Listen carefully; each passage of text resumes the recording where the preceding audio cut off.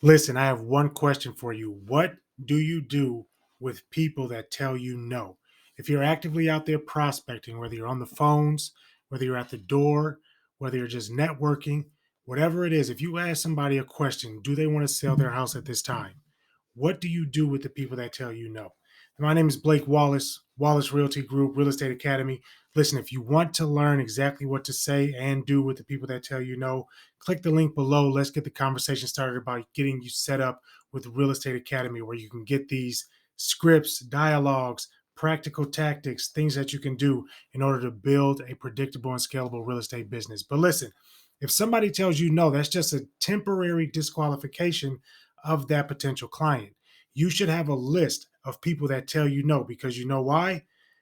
That is going to be your highest probability list. Doesn't matter if you have a list of expired listings, a list of absentee owners, a list of downsizers, whatever it may be. The people that have told you no and you move to a separate list in order to get them and call them back at an interval that you set and a time that you set, so that you can reach out to them again and ask them the same question over and over again.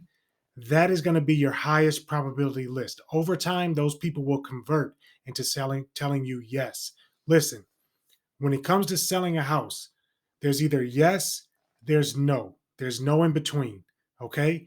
If somebody says maybe, oh, I'm interested, I consider it, that person is not going to be convinced to sell their home unless they're just strictly by the numbers and all the numbers add up and make sense.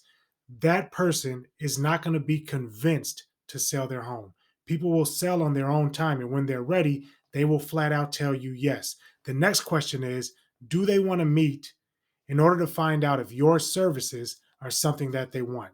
All right. Because if they don't have a real estate agent already, then that gives you an opportunity to sit down with them, share them what your marketing plan is, what your service plan is, everything that you're going to do to get their home sold in the fastest amount of time, least amount of hassles, whatever your promises are, make sure that you meet those. But listen, if somebody tells you no, you need to start thinking more abundantly instead of thinking about scarcity and thinking that when somebody tells you no, they're gone forever.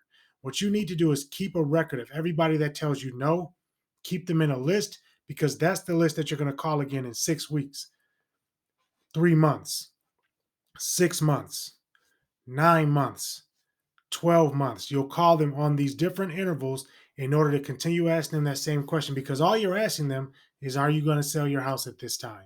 Once you add at this time at the end of that statement, that gives you the chance to reach out another time and ask them if they're going to sell at that time. Do you see how easy this becomes? Listen, if you want to find out more, the exact scripts, the exact process that I use to keep track of everybody that tells me no and call those people over and over and over again and use that high probability list to the best of my advantage, click that link below. Let's get you set up on that Real Estate Academy. You will not be disappointed. For only $2.50 a day, you will guaranteed have a totally different real estate business starting from this day to 12 months from now. Let's get started.